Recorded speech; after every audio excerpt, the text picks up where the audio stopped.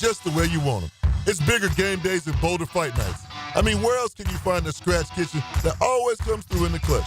From lunch to late night, only at Twin Peaks, the #1 sports bar. Stick around after the sunset, and Twin Peaks is open really late. Wind down with bourbon and late night bites. Come on, somebody. Bueller, stay cooler with Bueller.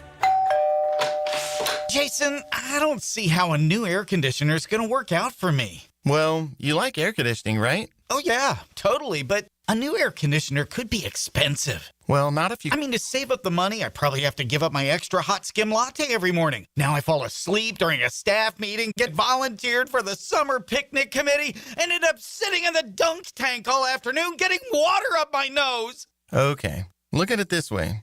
Put on these sunglasses. Whoa. Bueller Air and Plumbing puts in a new AC. We hook you up with affordable financing, and you stay cool and comfortable for just $149 a month. Cool? Cool. I see it now. Life can be hard on your budget. If you suffer through the heat because of a broken AC you could totally afford to replace, you could visit. Stay cooler with Bueller. Visit BuellerAir.com. Swing into the hottest party of the summer. Join First Tee Door Florida at the Yards on June 12th for the Summer Soiree Baja Beach Bash. We're bringing the vibrant spirit of Cabo San Lucas to the First Coast for an evening of family-friendly fun. Enjoy live music, craft cocktails, golf games, raffle prizes, and delicious Mexican-inspired cuisine from Taco Lu. Golf, fiesta, and philanthropy, all to support the impactful programs of the First Tee. Visit firstteenorthflorida.org/summer soiree to secure your tickets today. 1010XL is presented by Farrah & Farrah, exclusive injury law firm of the Jacksonville Jaguars. Protecting you and your family. Call 396-5555. Jacksonville. Now, another great guest on the Checkmate Coatings phone line. Hello. Your floor's missing piece. Back again on 1010XL and on 92.5 FM. It's a little show that we like to call Open Gym. RJ Saunders here with you. Glad you guys are here with us. And our next guest is an absolute legend in this business. Does a phenomenal job covering both the Knicks and the Nets. Also USA basketball for the Associated Press. He's Brian Mahoney. So gracious to give us a couple moments of his time here on the Superstation. Brian, thanks again so much, sir. How are you? Yeah, very good, RJ. How are you? Doing very well. And like I always said, it's an honor and a pleasure to be speaking with you about NBA basketball, but in this case, speaking about the New York Knicks. And before we get into their Eastern Conference Final Series against the Indiana Pacers, just for you, what have you thought about the Knicks and this incredible run in which they've been on? Because from the outside looking in, it seems that the city's been more electric than ever before. You have Knicks legends all over Madison Square Garden, game after game after game. Just take us behind the curtain of what this run has been for the city and for New York fans. It's been a lot of fun. It's been a super long time, 25 years since they got to the conference finals. And I think not only just the excitement to get there, but it was a surprise. Even I think the most diehard Knicks fan would tell you they didn't think they were going to beat the Celtics in the last round. Boston had swept them in the regular season and done it pretty convincingly. So, the fact that the Knicks won that series, I think, made it even more fun beating the biggest rival of the NBA champion. So it has created a great atmosphere in New York that's been missing for a long, long time. I don't know if surprise really does it justice in terms of describing the Knicks being down 0-2 in this series to the Indiana Pacers. I thought, to the very least, this would be tied at a game apiece. I mean, the Knicks are going to have to take the phrase from Rudy Tomjanovich and never underestimate the heart of a champion. They're definitely going to have to show that if they want to get back into this series, win it, and move on to the NBA Finals. But it's going to be a difficult one because now this series shifts to Indiana. You're going to be in front of a ruckus Indiana crowd. Why are the New York Knicks, in your opinion, down 0-2, and what can they do to even up this series? Well, they're down 0-2 because they shouldn't have lost game one. That was, almost a historic loss. You'd never seen a team, in the data available, lose a 14-point lead in the playoffs with 2:45 to go. That should not have happened. And then, look, game two, I think the Pacers were top to bottom better over the course of the entire 48 minutes, and they can do that. The Pacers are really good, but, when you have a game in hand like that, you can't lose it. So, 1-1 would have been bad enough. You still lose home court advantage, but 0-2 is, it's almost impossible. No team has ever come back to win the conference finals after losing at home to start. So that's what the Knicks are facing. Continuing our conversation with Brian Mahoney, does a great job covering the Knicks, the Nets, as well as USA Basketball for the Associated Press, joining us right here on Open Gym on 1010XL and on 92.5 FM. So when I watch the broadcast on TNT, you're hearing guys like Charles Barkley and Shaquille O'Neal talk about that Jalen Brunson needs help. He needs other guys that are going to be able to set the table up for him so that when we get into these clutch moments, he has enough energy to where he can showcase what he does so well and show why he was named the NBA's most clutch player of the year. Outside of Brunson and Karl Anthony Towns, for that matter, who just needs to give a little bit more in order for the Knicks to have a puncher's chance of getting back into this series, in your opinion? I don't think they've seen the best Josh Hart, which has kind of hurt them a little bit because, he's sort of, he's triple. I think he had 9 triple doubles in the regular season, something like that. So, that's hurt them a little bit. But, the bottom line is the Knicks just don't have anywhere near the depth Indiana does. Not really many teams do. And I think Brunson has tried to be more aggressive early in the game, more scoring. Sometimes he kind of waits it out in the fourth quarter, but they just have so many guys to defend him, and he's had to play so many minutes that I think it's kind of worn him down a little bit. And, he looked a little worn down late in game one, and, and unfortunately for the Knicks in game two, when they tried to give him a rest to start the fourth quarter, they fell apart then and couldn't recover. Staying on Jalen Brunson for just a moment, I've been hearing across national TV and national radio that if Jalen Brunson is able to pull this off, come back into this series, win it, go to the NBA Finals, and bring the city of New York an NBA championship, that there needs to be a conversation of Jalen Brunson possibly being the greatest Knick of all time. Now, I will say this. For me, it's hard for me to wrap my head around that idea because we've had so many great Knicks, from Ewing to Bernard King to Clyde Frazier. We've had several others come in and out of Madison Square Garden donning that Knicks uniform. Just in your opinion, though, however, where does Jalen Brunson stand right now in terms of greatest Knicks of all time? And if he does win an NBA championship, does he get to the top of that pantheon? He would have to go pretty far up the list if they did win. Right. When you look at the individual stats, he's already got, I think, the most 30-point games and the most 40-point games in Knicks franchise history in the playoffs. And then you look at, and you say you have to win. Well, there's only 2 Knicks teams that ever won, and it was all the same guys. Right. It was 1970, 73. So there's not a long list of guys who have the individual success and the team success in New York. So, if the Knicks were to win a title, even though he's only here 3 years, you'd have to say, yes, you got to move Brunson way, way up the list based on his body of work. Now, tell me what you've thought about his running mate in Karl Anthony Towns this season. I mean, he was a late addition to the squad in the latter half of the summer before we got into training camp.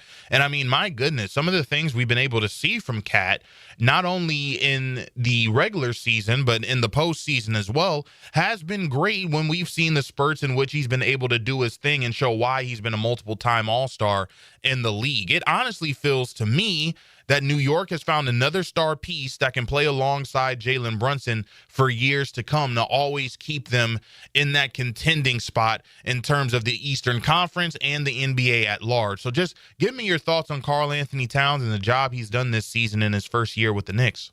Well, it's sort of a two-part situation. It's worked out great as far as it's gotten them further than they've gone in 25 years. Right.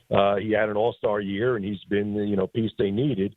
Unfortunately, the flip side is he's having a tough time in this matchup here defensively.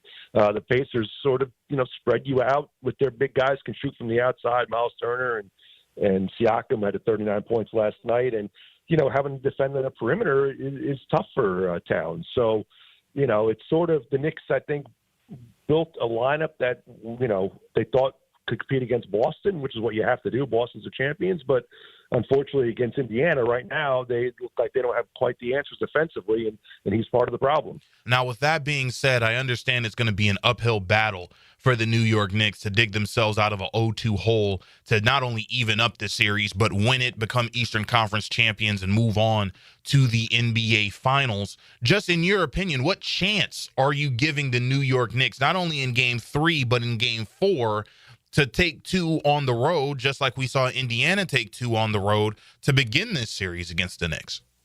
I would put it next to 0 of evening up. But I just think the Pacers are that good. I was surprised so many people didn't give them a chance in this series. Offensively, they are tremendous. Their depth is, they don't just have a lot of guys. They have a lot of guys they really trust who can play very well. And the Knicks don't have that kind of thing. So, can the Knicks get 1 Indiana? Sure. I would say they can. Can they get 2? I don't think so. I think the Pacers are just on too much of a roll to think they're going to, waste this opportunity and drop 2 in a row in their own building. Finishing up our conversation with Brian Mahoney, does a phenomenal job covering the New York Knicks, the Brooklyn Nets, and USA Basketball for the Associated Press, joining us here on 1010XL and on 92.5 FM. Speaking of the Brooklyn Nets, I just wanted to ask you a few questions about that squad. Firstly, I'm a huge Lakers fan, and we're in dire need of a big man, and there's a guy in Brooklyn by the name of Nick Claxton that I would love seeing don the purple and gold next season. However, if I was in the Brooklyn Nets front office, I would look at this guy and say he's a part of our future down the line. Do the Nets feel the same way about him? Or if the Lakers or any other team in the NBA was willing to give Brooklyn the right deal, they would be willing to part ways with Nick Claxton? I think it's a little it could be either way. I think they do like him. He's a homegrown guy. They've given him a contract extension. They believe in the way certainly he defends. They think he's a guy who can be in the, running to make an all-defensive team.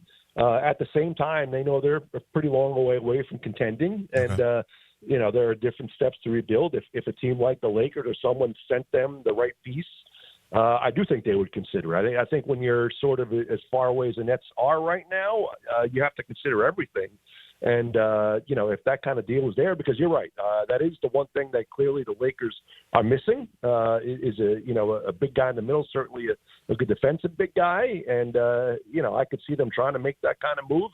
And for the right piece, you got to listen to it. Another individual that seems to have his name in many trade talks of being that 3-and-D piece that a team needs in order to take the next step is that of Cam Johnson. And when I hear Orlando Magic fans, that's a player in which they would love to see on the squad. Now, is it more likely that he stays with Brooklyn going into next season and we see that more of a NBA trade deadline kind of a move, or do we see him donning new colors this summer going into the next season? Yeah, a lot of people thought he would go this year because he's got a pretty good contract. Right. Teams who are contending would look for that kind of guy to be their sort of third or fourth best player. He's a nice shooter, good team guy. But the fact that the Nets didn't trade him this year, I think they'd like to hold on to him. They do like him. Again, his contract is one that is not going to hurt them over the next couple of years. They got him on a good deal. So I envision him still being here. But again, we were a little bit surprised that he was. We thought there would be interest, and we thought they would, if they get the right deal, they would move him this past season. Final one for you before we let you go, as we're joined by Brian Mahoney of the Associated Press. It seems that Giannis Antetokounmpo is a guy that is open to exploring the options of where he could potentially go if he is to leave the Milwaukee Bucks. And I'm sure that there's going to be several teams interested in trying to give a king's ransom to acquire the Greek Freak. But one team that you are always hearing is the Brooklyn Nets. What chance are you giving Brooklyn in their quest to hopefully win the Giannis sweepstakes? I mean, you're right. His name, their name comes up all the time. The interest is there, and we know he likes the city. I just don't know that they could make an offer where he would look at it and say, yes, I should do that. Right. They don't have pieces to put around them right now. If they had, done well on the lottery and moved up, maybe then you say, okay, but I think they got, they're still eighth, so with number 8 pick. So, if they can make some kind of other trade first and get someone here before him, maybe then he would say, okay, that looks attractive to me. But right now, he'd be leaving a situation, a non-contender for another non-contender. And at this stage in his career, I think he would only want to leave to go to a team where there's a real, shot to win with other guys around him. And right now, anyway, Brooklyn can't offer that. He is a legend in the business, covers the Knicks, the Nets, and USA basketball for the Associated Press. He is Brian Mahoney, so gracious to give us a couple moments of his time right here on Open Gym on 1010XL and 92.5 FM. Brian, thank you so much again for doing this.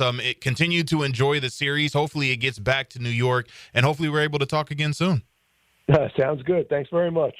Thanks again to Brian Mahoney of the Associated Press. The New York Knicks looking to get their first win in this Eastern Conference Finals. They will play the Pacers tonight in Indiana beginning at 8 p.m. Thank you also to Josh Beard talking a little bit of the Dallas Mavericks, and continue to let us know whose story would be the best story if they were to win the NBA championship. For Sam Nelson, I'm RJ Saunders. Enjoy your Memorial Day weekend. We'll talk to you in 2 weeks right here on 1010XL and on 92.5 FM.